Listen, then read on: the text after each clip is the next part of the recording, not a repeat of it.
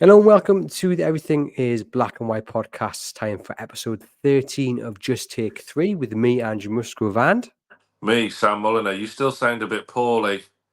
I am, mate. It's been a nightmare of a week, but I'm fighting through. Not quite fighting fit, but I'm here Well, for this wonderful episode. I did notice, because obviously eagle-eared listeners will notice that we didn't do one of these last week due to your illness. Um, you still did the Monday show, though. You still did your show with Simon Bird. You still did Gibbo. You still did View from the Opposition. So you did all your other ones, except you just dropped me. I thought this might come up. Do you know what? I was going to try and fit you in on Thursday morning, as I think we had originally agreed. Yeah. But honestly, I just was not in the right place. So all those that you saw were kind of recorded later in the day because the mornings are pretty much a write-off because I just couldn't get out of bed. But if you watch back the other episodes that you're talking about, I mean, you can see the pain. You can see the pain that I am in. I don't look a very well man in those episodes. From seasonal cold and flu. Yeah, I'm getting to that age where maybe I need to take the jab. Getting old, man. Well, that's concerning because I'm pretty sure I'm older than you. I keep forgetting how old you are. You just look young.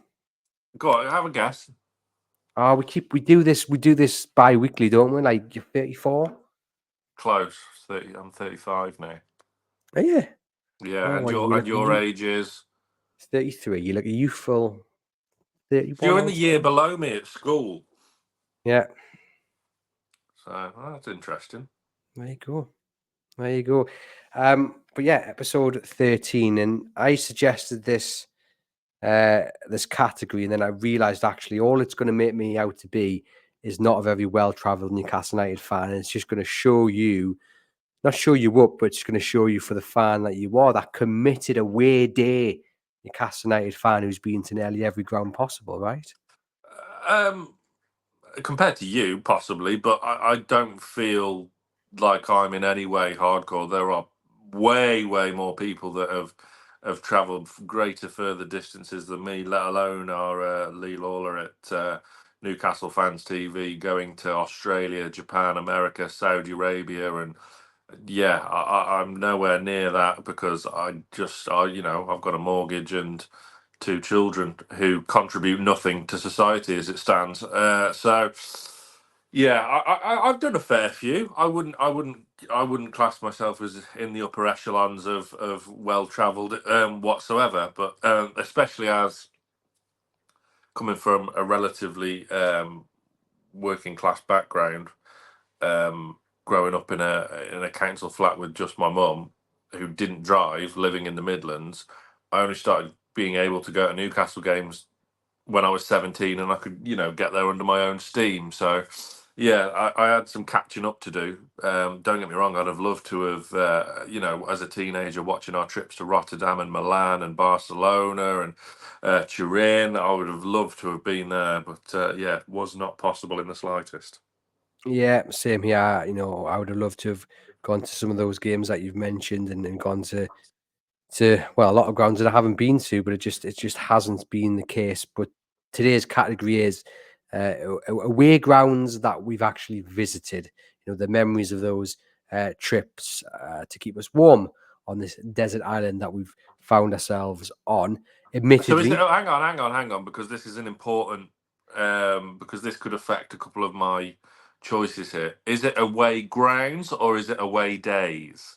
well, I've been thinking about this simply because of my lack of options. I think it's going to have to be away days, kind of mixed, because the experience of that game is probably going to, has swung it for me. No. That's I would vastly prefer that as well because one of my three was a fantastic away day, but would be nowhere near a top three away ground. Okay, Nowhere that near. makes sense. Still gonna, I mean, one of these that I've picked for me is a real traditional, old-fashioned ground, and that's one of the appeals. The other two, but it was about the experience of the match. So yeah, admittedly, I've only been to about 6 or 7 away grounds. So my choices were not huge to choose from, but I have narrowed it down to three happy memories on the road supporting Newcastle United. You Before must we really crack get the on, short straw then for the Chronicle. I mean, Aaron Stokes, Lee Ryder, Kieran Kelly goes to a lot, and you just get nothing. yeah, but you know what? I've often had this conversation with people, and it's like it's not. You look at it and you think, oh, you get paid to go to away games, and that is a very privileged position to be in. But you barely get time to breathe. It is work, work, work, and yes, you get to see these amazing stadiums and all this, and you get to cover Newcastle United, but it's not as luxury as you might think. Try writing 2 or 3 stories on a packed train back up from London with a fair few, shall we say, merry Newcastle United fans. That's not an easy thing to do. So it's not all luxury. And I think as I've got older as well, for me personally, the thought of traveling to Brighton on a Friday night and then missing 2 days of my little baby girl is for me, there's more important things in football. And I know some people listening to that will say, what are you talking about? But that's just my opinion. So I'm not necessarily looking enviously on it, my fellow colleagues going up and down the country, but that's just my viewpoint. Everyone is different. Before we crack on with the episode, got to thank NORD VPN for their sponsorship of the Everything is Black and White podcast, helping us continue to bring the very best Newcastle United content for free. If you've not signed up to NordVPN, what are you doing? I use it every day on my devices. It protects me from scammers and hackers. Make sure my financial details, such as my bank and other things like my passwords and online identity, are nice and safe. It protects you. You can also get the NordVPN threat protection, which protects you from viruses and malicious malware and phishing sites. It is the fastest VPN in the world. No buffering, no lagging while streaming, and stops your ISP bandwidth from throttling as well. One NordVPN account can be used on up to 10 devices, and we've got a very special discount offer for you. Head over to nordvpn.com/tune, and our link will also give you 4 extra months on the 2-year plan. There's no risk with Nord's 30-day money-back guarantee. The link is in the podcast episode description box. As I say, I use it myself. It is well worth your money. Do click on that link and sign up. Right, Sam. Are you going to send me your login details to NordVPN so I can add some devices on? 10 is too generous. It's a nice number, that, isn't it? When I got the details through, I was like, "Is this correct?" I'm like, "Yep, this is correct." It's a nice number, and also, it comes at the cost of like a premium cup of coffee, so it's really worth your money, and it's just nice to have that extra protection no matter where you go in the world, and it's perfect. It's a perfect link to today's episode because when you're traveling on the train, on the mega bus, or you're in a service station, you log onto the Wi-Fi to have You don't need to NordVPN there pretend to be anywhere else because you're actually there. well, but to have NordVPN protecting you is exactly what you need. So it's perfect. Yeah. No, well, yeah, good. Well done. You did the read there without coming across like Alan Partridge and Ben's the Butchers. Yesterday's meat at today's prices. I love the fact that Partridge just gets referenced like nearly every episode on this between us two. We're showing our age or showing our collective love for comedy genius. Yeah. We were playing football on Monday, and there's quite a few Dans on the team, and there was one guy who wanted the ball really badly off Dan, and just Dan, and I laughed, and I didn't have to say anything, but I laughed, and then someone else laughed, and they knew exactly why I was laughing.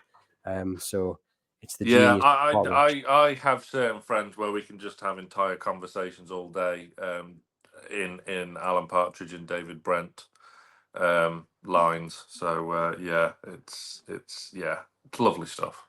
Yeah, David Brent doesn't do it for me. Doesn't do it for me. American Office is much better than the UK one, but if we go down this route of arguing about this, you're going to get crap in the comments now. Like, what did you call Bruce Springsteen? Bad man's Billy Joel. Yeah, and you just show yourself up to be an absolute cretin. I'm sorry, right? The American Office. Forget about the first series when it was trying to be the UK Office, but from then on until Steve Carell left, There's not many better TV shows out there than the American. It's wonderful. It's charming. It's very, very good indeed. But it's, these American shows just go on for too long, and it's to their detriment. Well, there we go. That can get in the bin, perhaps.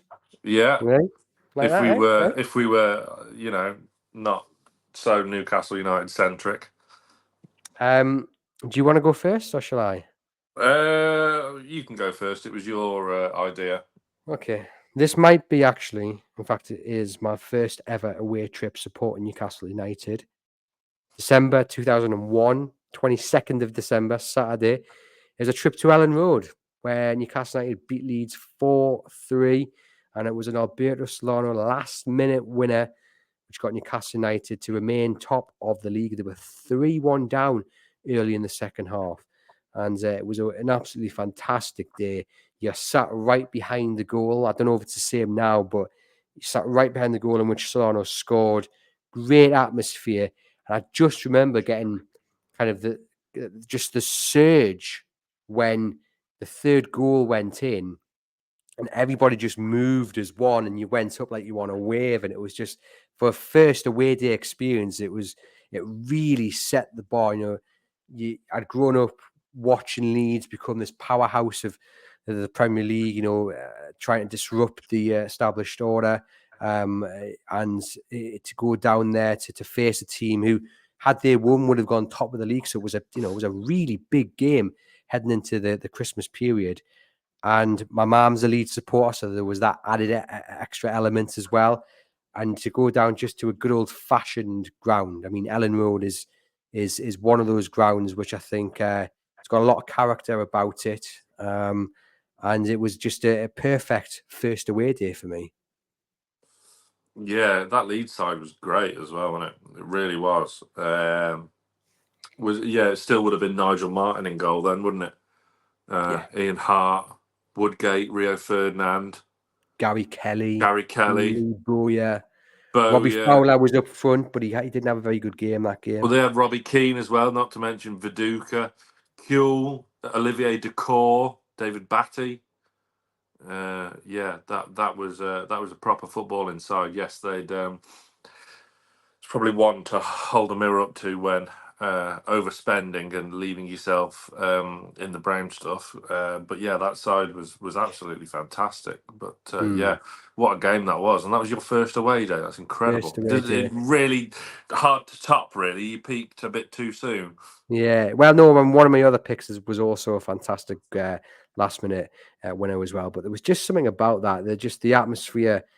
I think when you go to a ground like Ellen Road, it kind of what's the right word? It makes the atmosphere in the end that little bit better than when you go to a brand new spanking ground with maybe a bit of the soul ripped out. But when you go to an old fashioned ground, there's something about it which just provides that little bit of extra element to the atmosphere. And there was a little bit of rivalry, because they were both going for the top of the league. They're both trying to get ahead of the likes of Arsenal and Manchester United. And it just set up to be a really nice game. Two attacking sides full of talent. And it was just a really, really brilliant end to the game. And I mean, the first half was absolutely dire, really. And there wasn't much to write home about. Kind of most of the star players were kind of in and out of the game. And it was just the second half where it really lit up. And for Newcastle United to come back and win that game after being 3-1 down was something special. And Solana running down the right, slotting it into the far corner past the goalkeeper, and running off to right in front of us, pointing to his badge, pointing to the crowd. It was a wonderful moment. Love Nobby. I love Nobby to bits. That's just classic Solano, wasn't it? He's so good. I still think he's underrated from the kind of not from our own fan base, because obviously we know how good he was, but like from like the rest of like Premier League sides fan bases didn't probably realise just how good he was. Yeah, what a day that was. I remember ITV had a new show on ITV2, which was akin to Soccer Saturday and whatnot. It only just started, so I was watching that. I can't remember what it was called. Might have been the goal rush or something like that. And then going 3-1 down, I was like, ugh, go outside and kick the ball around in my back garden for a bit. Come back, it's 3-3. I'm like, boom, yeah. And then last minute, dying embers of the match, Solano gets the winner. Yeah, fantastic. Two really good sides, as you say. Well, I was just thinking, when we were kind of reading out that Leeds squad, they achieved a lot, but not on a consistent basis. There's a big argument to say they underachieved. Oh, definitely. From the kind of the team they built and the platform they built, you would have expected them to be more than nearly men, and it just in the end wasn't to be. And then they spent far too much money, and it obviously went it Awry. went awry. I swear that's the word. And just one of those things, I guess. Yeah, but you certainly do look back on that side. I think that David O'Leary built, and you think what might have been, because just a really talented squad. Yeah. Yeah, and it put David O'Leary kind of on the map as a manager as well, didn't it? Which, again, he never really followed through with. Had a bit of an in and out time at Aston Villa, then kind of disappeared off the face of the earth. David O'Leary always was one of them that used to be linked to us as well. Him and Otmar Hitzfeld. As the magical thumbs up appears again from absolutely nowhere. Maybe the thumbs up is a huge fan of Otmar Hitzfeld. I don't know, but yeah, David O'Leary, I remember was linked to us a couple of times. But what a win! And that's a strong start. It's going to be tough to beat, actually. I'm going to mention something about this day, and at this time, and we're not going to go into the details of it, but Woodgate and Lee Bowyer had been in a bit of bother, let's say, and I remember them getting taunted by the away end, and not very nice things being said, and it always strikes us just how quickly things can change in football. 13 months later, there they were in black and white, and obviously Woodgate is held up as one of the best defenders that the club's ever had, and another person you hold up and think what might have been. you But did yeah, okay. that I Alan always remember Smith that. was there as well. Yeah, Alan Smith. Yeah, I do. That always comes into my mind when I think about this game. Just the focus those two got from the away end. And as you say, it wasn't too long after that they were actually playing for Newcastle United. So it's a fickle world as football. What's your first pick? Well, do you want me to go with the kind of solid start, or do you want me to go with the slightly odd one? Oh, go for the odd one. I'm all here for the odd ones. So this was the one I mentioned at the top, really, where it's important to separate away days from away stadiums. Had we done away stadiums, this would not have been anywhere near, probably close to the last, you would think. But West Ham against Newcastle from 2 seasons ago is an away day where, thankfully, I was in the lower of the 2 tiers, because there is about a 6-mile gap in between the lower and the upper tier at the London Stadium, which is a horrendous stadium. To as you will now realise, what I said, if we were doing stadiums, this would be nowhere near, because it's an appalling football stadium, in which it's not really a football stadium. We all know that, and not a patch. And this is the kind of big, to go off on a little bit of a tangent before I get back to my point. This is the big kind of example of kind of what not to do with a new ground, and there is one where you had Upton Park, the Bowl Inn, and incredible place.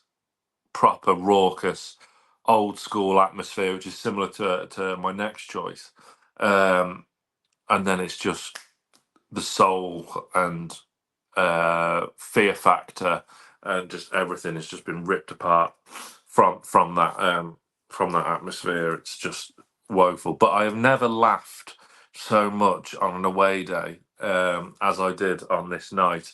If you remember, it was actually rearranged due to the tragic passing of Queen Elizabeth II, and it caused me great expense, to be honest, because I was supposed to be in London for the weekend. I was supposed to be going to Savannah Marshall versus Clarissa Shields at the O2 Arena on the Saturday night, with the West Ham game on Sunday. You think, oh, just meant to be. What a weekend! But obviously, everything got cancelled. the Marshall Clarissa Shields fight was put back only 5 weeks, whereas West Ham Newcastle was pushed back to March, April, something like that. It was towards the real back end of the season. Hilarious night. We should have gone 1-0 down early doors. West Ham nearly scored. I think it was nearly Bruno that hit his own post in like the first couple of minutes. But where we were in the lower tier, there was some great back and forth between the home and away fans. A couple of blokes on the row in front of me were really giving it some in a funny way, not in an over the top nasty way, but in like quite a funny way. And so was the bloke stood next to me. It was really funny, and obviously iconic moment in the second half with Alexander Isak and Fabianski hands on hips. The moment for Joe Linton where he scored the second goal, where it was originally ruled off for offside. Due to the nature of the solid Wi-Fi in the London Stadium, which has its advantages, St James's Park, take note. I text my wife who was watching it at home going, was he off? Because obviously it was the complete opposite end of the ground.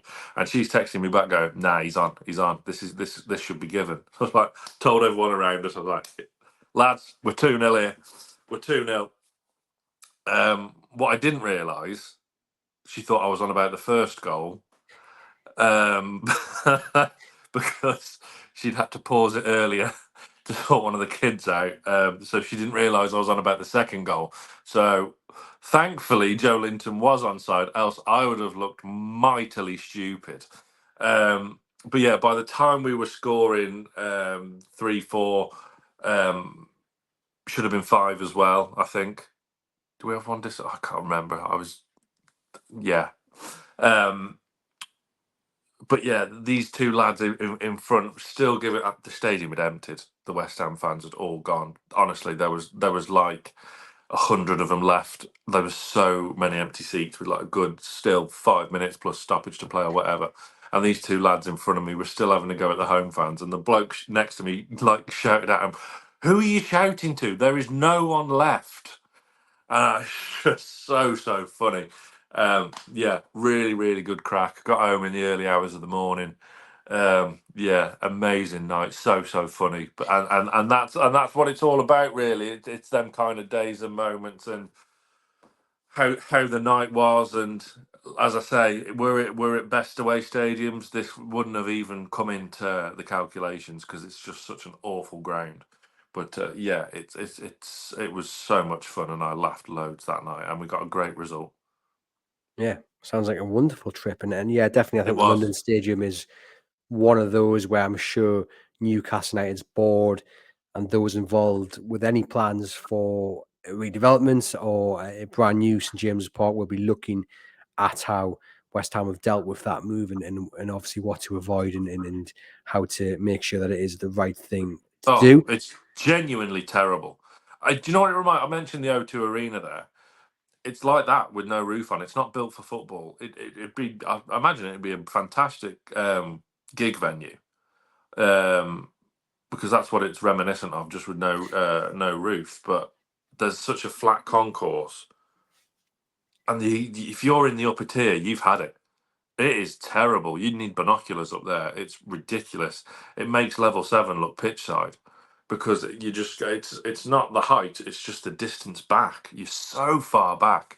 And then of course you got the gap with where the running track was for the Olympics in, but it's just awful football stadium. Yeah, it's not been well received, has it, by most? My second pick is the Pirelli Stadium. Newcastle United were there in December 2016. I worked in Burton, and it was my final game at the Pirelli Stadium.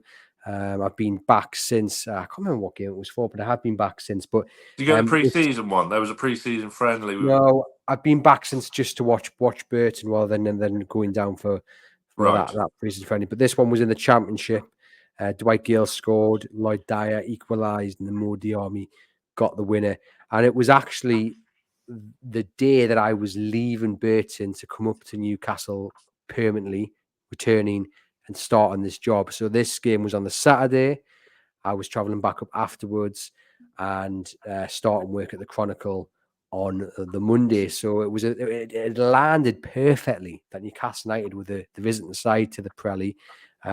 Kevin Keegan had also been doing a talking earlier that week as well. So I remember on the Friday before the Saturday of the game, the front page of the Burton Mail was mine, was the splash. The back page was the splash with Kevin Keegan, and then up here at the Chronicle, the back page was also my interview with Kevin Keegan. So it was the perfect end, the perfect start, and the perfect kind of parting gift to see Newcastle beat Burton down at the Pirelli.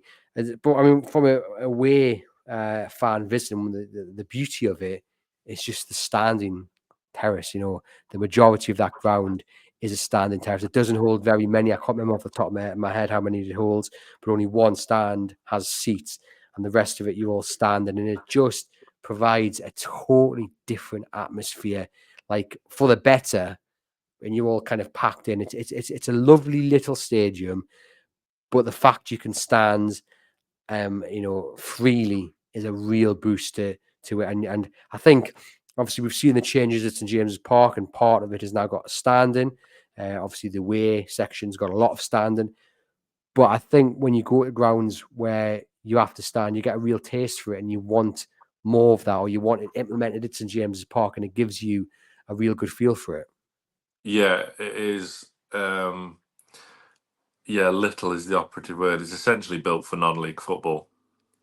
But such as Burton's success, having managers like Nigel Clough when the Pirelli first opened, and then onwards when like Hasselbank was there, and getting up to the Championship was something I don't think they ever really expected.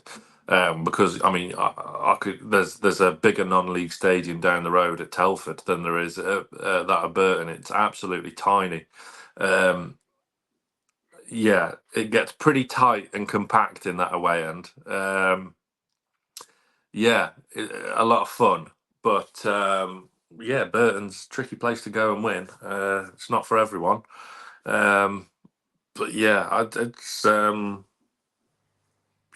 it's tiny. I think their club shop is about the size of your downstairs bathroom. Yeah, it's not very big at all, but it's the whole atmosphere, because I actually know the young man who's the drummer at Burton. His mum and dad own a smashing pub in the town centre.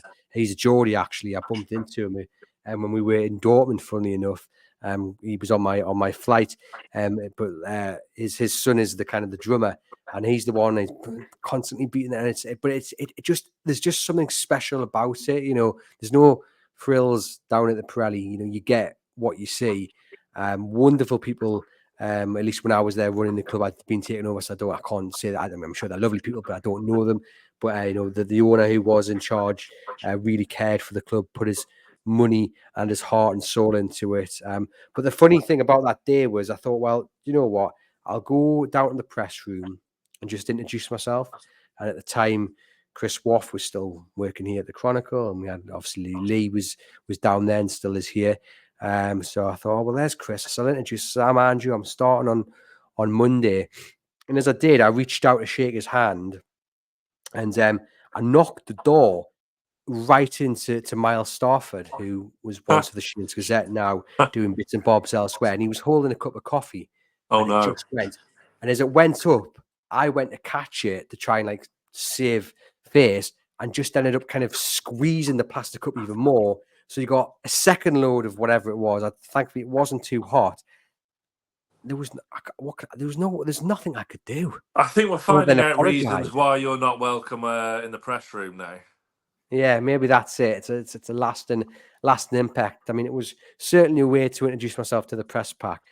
Sorry, Miles, if you're watching, but I do remember that. And I do feel particularly bad about it. But it was an accident, But yeah, it was one of those moments where you go, yeah, there's no way out of this. And Like, then Waff was just stood there going, "Oh, this guy has got no chance." yeah, yeah. Who is Yet this here you man? are. Nearly 10 years later. Well, no, 8 years later, being at the See, company nearly 10, all in told. Yeah, it's been a bit of a whirlwind. But yeah, the Pirelli Stadium, absolutely wonderful. A little ground. They are bottom of League One at the moment. It's not going particularly well. They've just sacked their gaffer. You know, Yes, they have, haven't they? yeah. Yeah, shame. But yeah, like I say, that they'd been overachieving for years, really. Yeah, fantastic little club, great little town. Well, Um, if you mentioned there the Championship, when they got to the Championship, it was the same year Leicester won the Premier League, and yeah, obviously for the right reasons that got the headlines, but it overshadowed what an unbelievable achievement it was for Burton Albion to get to the Championship. yeah, And massive. I remember the game they got it secured, got promotion. They'd been leading the top of the table for ages. Then the managers had switched, the form had dropped off, and they needed to win this game, otherwise they would drop out of the top two, and obviously risk not getting automatic promotion, which would just been an absolute travesty to fall in the playoffs.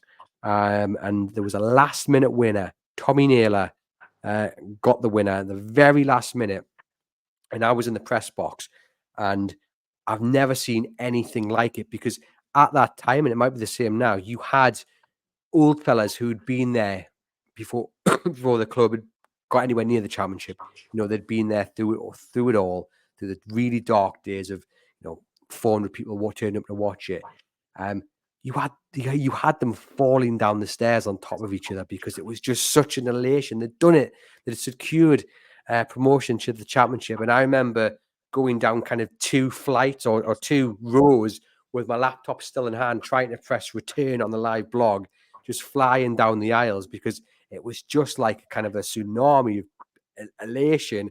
No one could control themselves, and you just had bodies, coffees flying everywhere. It was, to this day, one of the most. Miles Starforth wasn't there, was he? No, he wasn't, thankfully. But it was one of those moments which I'll never forget. Surreal moment just to see the joy on people's faces in the press box, and you don't get to see that every day because people are usually a little bit professional. But on that day, that moment, that ball went in the back of the net, people understandably let their hair down because Burton had made it to the second tier of English football, which was still to this day is some achievement. But yeah, lovely little ground, and one that I hold dear to my heart.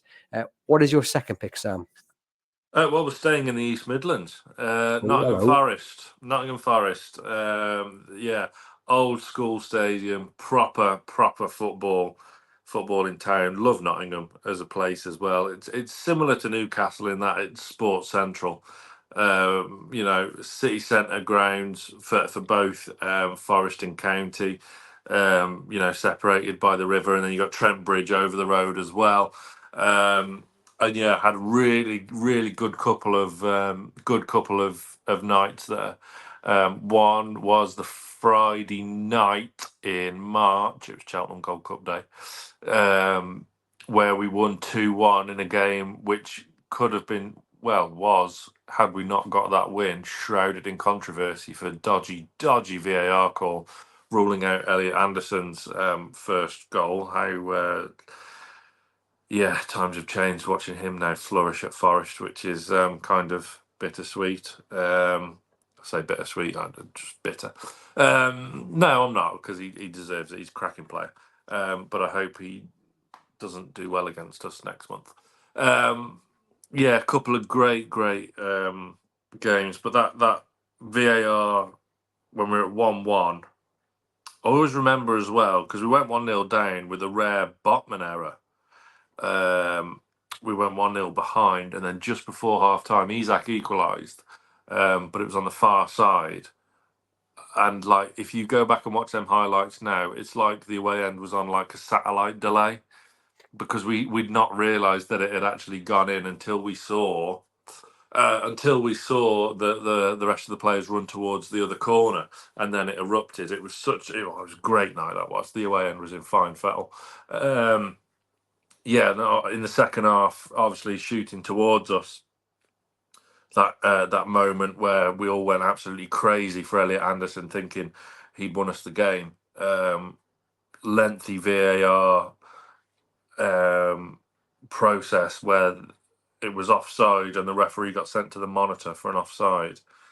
And between them, they made the wrong decision. So I was foaming. Lo and behold, in the latter stages of the game, the most clear as day handball as you will ever see, and we got a penalty, and there it was that kind of.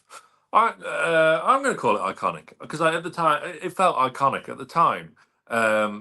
We had Kieran Trippier steal the ball away, thinking Trippier's going to take this. Navas it was in goal, wasn't it, for Forest? The on loan from PSG, who was attempting some S-housery, as is the fashion of the time. And Trippier was stood there with the ball on the penalty spot, just smiling cheesily at him. And then after the kind of chaos had descended, casually passed the ball to Alexander Isak, who placed the ball on the spot and dispatched it ice cold, as is accustomed to. I God, it was I was on like the third or fourth row with Lee, behind, because you have kind of one half the way end at Forest, you're behind the goal, but it kind of splits down the middle, and then you go around the corner. So I'm kind of I'm just kind of left of the corner flag, facing that way. I could barely see the penalty, and to be honest, I didn't want to see it because I was so nervous. And then the absolute limbs. I think I seem to remember the vlog Lee did last night. I'm not one for watching any kind of Newcastle content online, it has to be said, but that vlog that night was really, really good, and it encapsulated the atmosphere perfectly.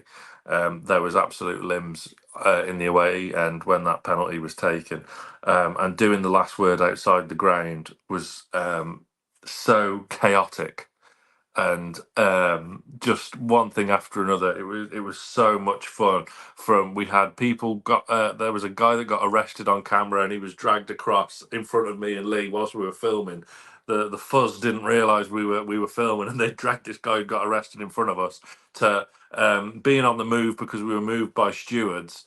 Being passed by Andy Hinchcliffe, I think it was, and then going round the car park, nearly getting run over by a coach, being shouted at by a couple of away fans, and this little girl who was with her dad, who was just so innocently and angelically so happy because she'd got Willock's shirt. It was so touching, and the dad was obviously like in bits as well, and that, oh, it was so good. And then we ended the last word in the middle of a central reservation trying to cross the road near to where we parked by Trent Bridge. It was just, the whole night was just absolute chaos. Chaos, but in the best possible way.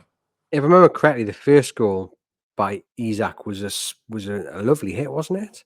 Yeah, so the ball kind of came across from St. Maximin, I think, who might have got hooked at half time, actually. Or no, the cross was from Willock, actually.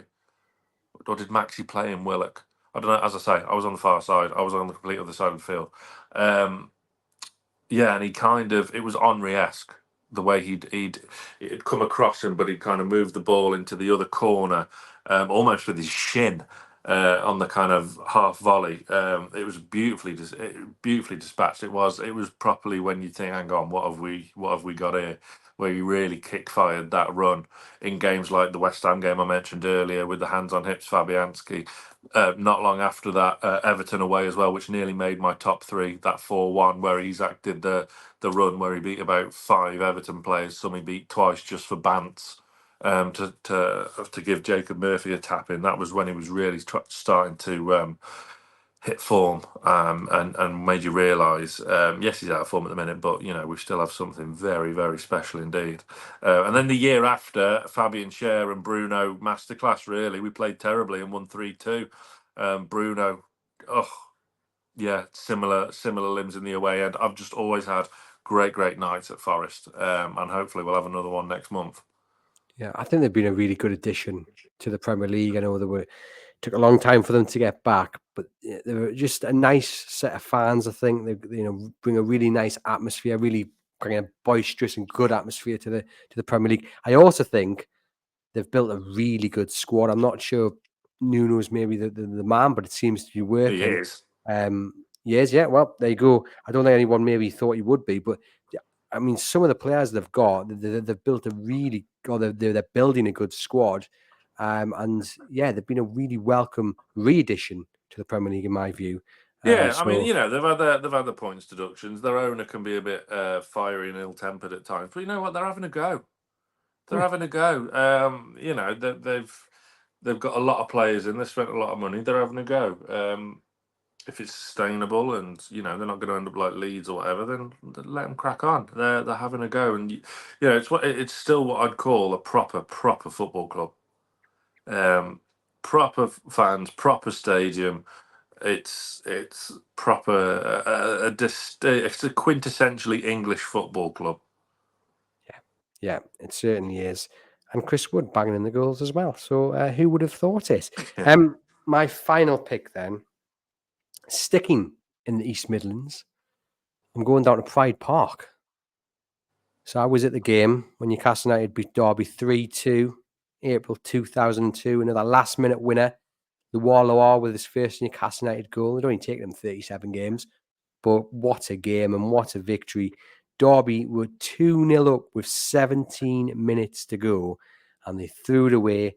Lovren Robert, Kieran Dyer, the Wallawar with the winner. You had a nasty clash of heads in the middle of the park as well between Rob Lee and Alan Shearer. Rob Lee and Rob Barton.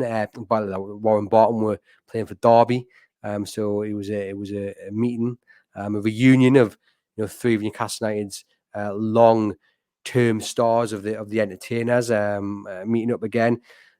Shearer really got caught hard with that head injury, as did Rob Lee. And yeah, I think Well, do you know the story about that? In that they were supposed to be going out for dinner after the game. No, I didn't. Did they end up in A&E together? Yeah. Yeah. That's the story to tell, isn't it? But with 17 minutes to go, Newcastle being so flat, I don't think anyone thought they would get back into the game, let alone win it. And they did, and that was kind of an undercurrent of that Sir Bobby Robson team. They never knew when to give up.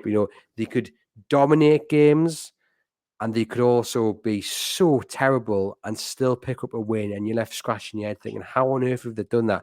But when you had real talent like Shearer up front, who you knew more than often would score the goal, and you mix that with the kind of the eccentric talent of Loire, who was never going to bag you 25 goals a season, but you knew every so often something would just click and he would just be electric for that 20 minutes of a game.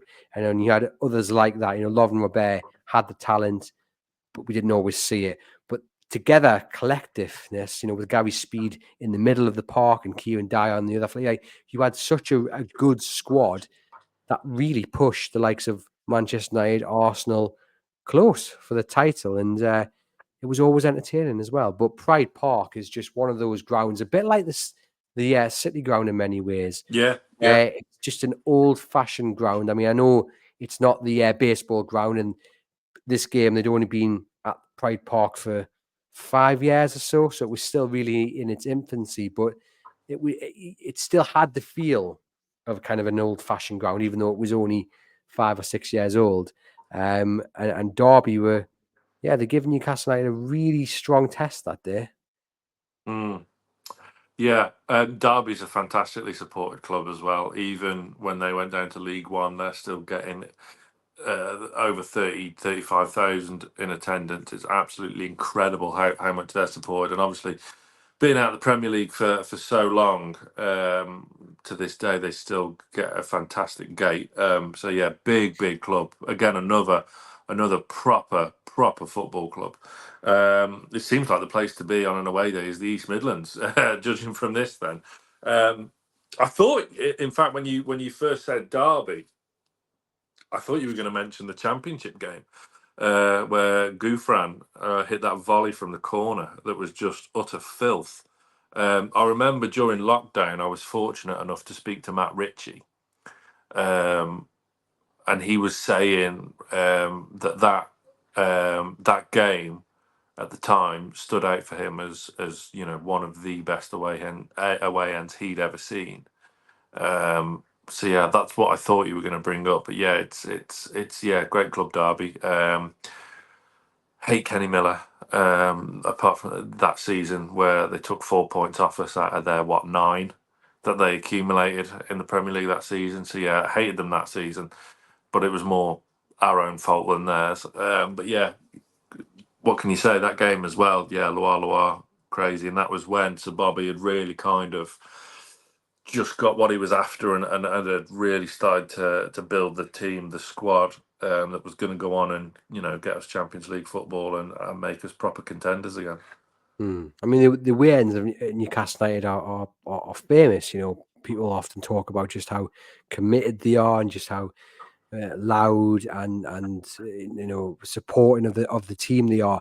And this is a game where, again, I'm not going to say their support was tested because it's never tested, is it? But you'll get what I'm getting at. The fact that you were 2-0 down to a side that was destined to go down to the Championship, and you played pretty poorly, but kept singing, kept backing the players on the pitch. It was a real sign of their support and never-ending commitment to Newcastle United, and they were rewarded with 3 goals, very late on, and 3 really valuable points as Newcastle United chased down top 4 football.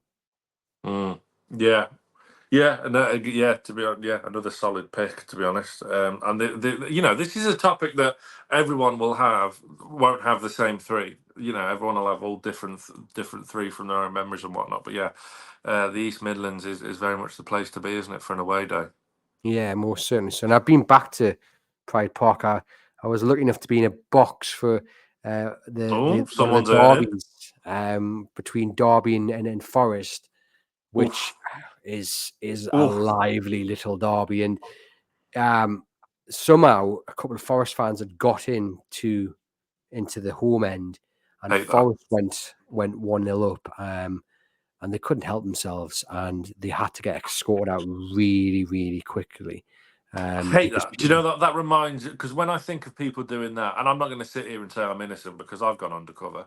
I've done it once. I've done it once, and I've regretted it. I've done it 3 times, and my third choice is one of those times. Interestingly enough, but yeah, all I think of was remember when we played Liverpool on that Saturday night game, the 3-2, where Fabinho was a soft shite and went down and they scored from the free kick.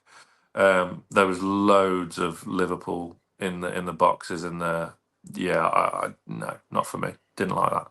I don't mind the box. People can pay what they want to get in, but it's when you're actually in the end. No, I mean, I did it for the City game when Newcastle United were beaten. When was it? Mitrovic scored. Was it 6-1? It was a 6-1. I was going to say 6-1, and I was like, I was probably two rows from the front. My Manchester City supporting friend had got me the tickets. We were there with his dad. And easy to get though, and nice City tickets. Well, yeah, and a bunch of our uni mates. There's about 4 or 5 of us. And I said, I'm not gonna jump up and celebrate if they score. I mean, they're not gonna score, so it's all right. And Mitrovic scored. And I don't know about you, but as much as you tell yourself you're not gonna do it, there's just something. There's like a spring in your backside. And I jumped up and celebrated and looked around. And the daggers that I was getting from it, everyone was really respectful, but they made sure that they weren't too pleased. And then obviously Aguero went on, did what he did, and we got beat 6-1. And I have to say, actually, the banter that came during the rest of that game it'll stay with me. It was, yeah, they made sure that I regretted jumping up and celebrating. It was all nice and respectful, but at the same time, they didn't hold back and let me know that I was a bit of a clown and shouldn't have jumped up. But yeah, I'll never do that again, I don't think. Yeah, I've done it. So I did it once for Wolves, where I sat in the kind of top of their main stand. It was for the 2-2 last season. The other time was a bit more lively because it was the penultimate game before lockdown, as it goes. It was at West Brom in that FA Cup game, where we went 3-0 up. The second goal of which came right on half time, and that's when I forgot myself. And we scored. I jumped up, and then kind of everything went in slow motion from when my arse left the seat. Everything just went in slow motion, and then halfway through my jump up, I realised what I was doing, and then because it was so close to half time, I styled it out, and I went, oh, and then walked down the back into the the gantry and like got a drink. So I styled it out. A load of people left from around me left because we scored pretty early on in the second half as well to make it 3-0, didn't we? There was a lot of inflatables in the away end that night as well. I'm sure you can remember what it was that was inflating. But a lot of West Brom fans around me left at 3-0, which made things easier. And then they got 2 late goals back. Kenneth Zahori was absolutely bossing Jamal Lascelles. It was quite worrying at the time. But yeah, we got the win, and yeah, it was that night was quite fun because I could just sit and kind of, it was like an out of body experience because I could just watch the away end because it looked great. And I could just watch it, and yeah, it was fantastic, and yeah, I got away with it. But the other time I did that is my third and final choice. Go on then. I can guess which one it's going to be. Well, so the two the West Brom one I mentioned was one that narrowly missed out. Wolves this season was another one that narrowly missed out. Cher and Barnes having gone to Wolves loads over the years and not getting a win from the night where we should have won after Hayden scored and then Dubravka clearly got fouled. And I stood there going, yeah, he's going to blow for a foul. And then he didn't blow for a foul. And I'm going, what? He should have blown for a foul. No VAR then, of course. That was the season before it was introduced. So, yeah, to get that win over Wolves. Everton as well, who were banged up for it that night. Fireworks were going across. Love a bit of Z cars with them coming out. And then we batter them, with Isak taking the headline, stealing the show. That was another good night. Again, obviously, crap stadium. But the one for me is a game we lost. And one we were never really competitive in. It was just a stadium and a club that completely wooed me, and it was Borussia Dortmund. Absolutely incredible, just breathtaking, and the yellow wall to this day is the best thing I've seen in football. Yeah, I knew it was going to be a pick. I knew I could have banked my house on it. Well, we were going to watch the game together, weren't we, in the Market Square? But then I suddenly got, along with Carl, suddenly acquired a ticket in the home end. Do you know, it was funny that day because the people were saying, you went all the way to Dortmund, you didn't go to the game. Well, there's only limited amount of press passes, and the remit was always to go and film the scenes in the square and then go to a bar with Newcastle United fans because we knew there'd be thousands of Newcastle United fans who couldn't get tickets, and watch it that way. And obviously, I'd met a few. I'd met you, Sam, and I'd mentioned the landlord early in the show. I met him as well. And, we were talking about maybe watching the game, and then you ended up getting tickets, and he ended up getting tickets. And it was like, well, it seems quite easy to get tickets here, and I probably could try and source them. But at the same time, I was hearing stories of people getting to the front of the queue and then getting turned away because the tickets had been counterfeit and all that. So in the end, I was like, do I risk? And then, look, part of me regrets not trying to find the ticket and getting there because, as you say, the experience inside the ground, it looked unbelievable. And every time we've spoken about it, you talk about it with such happiness, even despite the result. And we were awful. We were absolutely terrible. And but to put it into context, this was probably at the height of the injury crisis. We had Tino Livramento playing right wing. It was grim. And then the defeat at Bournemouth followed. But yeah, getting there, just the city itself is nothing really special. It just looks like the city centre of Birmingham or or Liverpool or something like that. You laugh at Birmingham, but there's been a fair bit of money spent on Birmingham. It's not a No, I complete just meant to insult. compare. I did not expect you to compare But no, Dortmund to no, but it Birmingham. is. It's not a Berlin or a Munich, is it? It's not. The city centre of Dortmund is nothing special. It's nothing no one would ever seen having to go pretty much any other city in Europe. But very welcoming set of fans. Not an iota of trouble in the market square over the 2 days we were there. Everyone was mingling and mixing. We had a guy called Torsten appear on our channel who was mad as a box of frogs. Yeah, the German attitude, they've just got it so right over there. As I say, me and Carl, Johnny and Lee, who the four of us went over. They obviously, with their sheer veracity of loyalty points, had tickets in the away end. They did drop a minor B though, because they thought, oh, we'll spend a bit more on tickets, get a proper good seat. When they didn't realise the kind of further up you go is the more expensive. In Germany, 20 is plenty, and the £20 tickets, you're in the lower tier and you've got an absolute rock solid view. Carl and I were in the main stand opposite the dugouts, so where the teams face when the Champions League anthem was going, and that was a real moment because my whole life I wanted to go away into Europe to watch Newcastle play in the Champions League. I wanted to do the San Siro desperately, but I just couldn't afford it because it was the first game and it just came around too soon.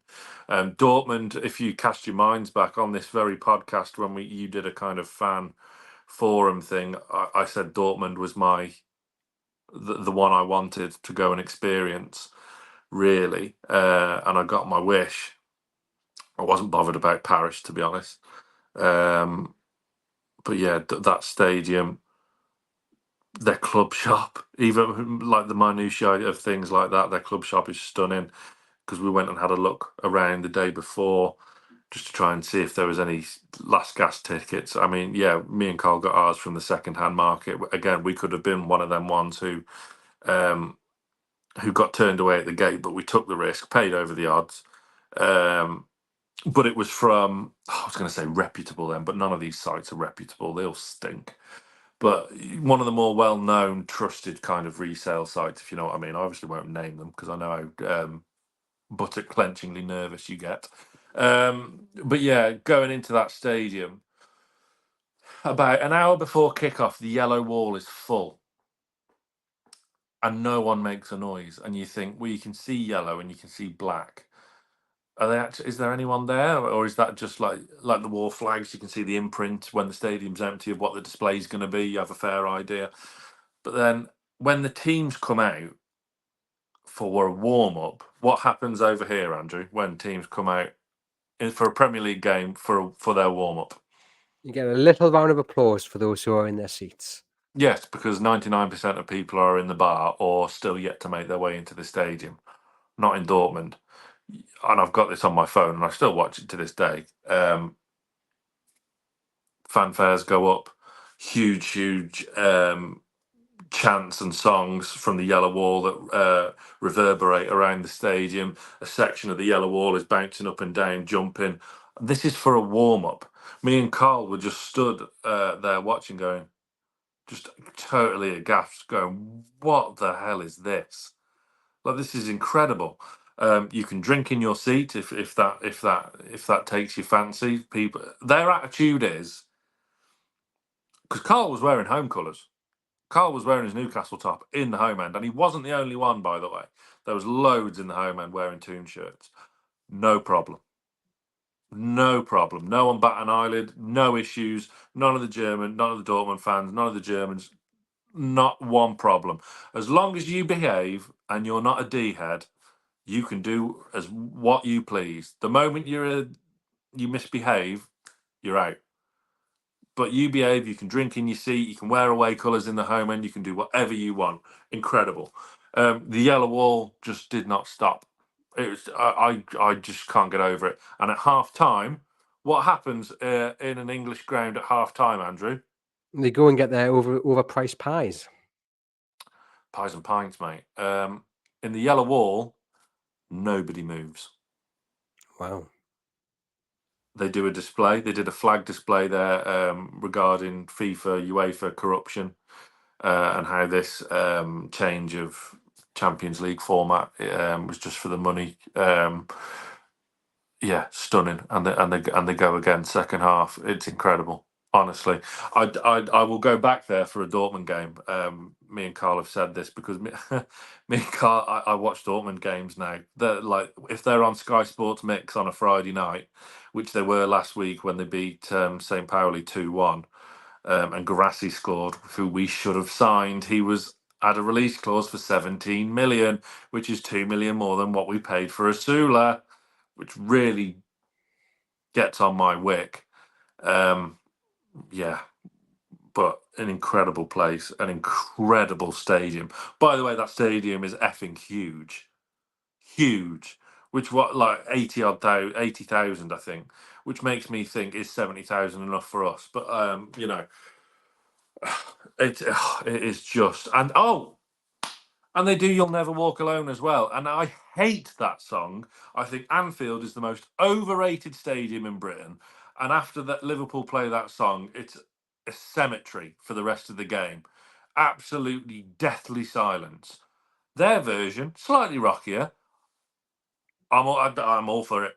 I could listen to it all day. And they do it way better than Liverpool. Way, way better than Liverpool. It's incredible. Absolutely incredible. If you are a kind of footballing purist, and you know you want to go and experience your like football in Europe somewhere, I would thoroughly recommend Bundesliga and Dortmund in particular. It is absolutely incredible. Well, I think Sam's going to attempt to move his family to Dortmund so he can go No, there not at and all. watch No, them. there's nothing special. I mean, and there was. I mean, I could go into the tales we had during there as well, because again, we had a great time. We stayed in the worst hotel ever,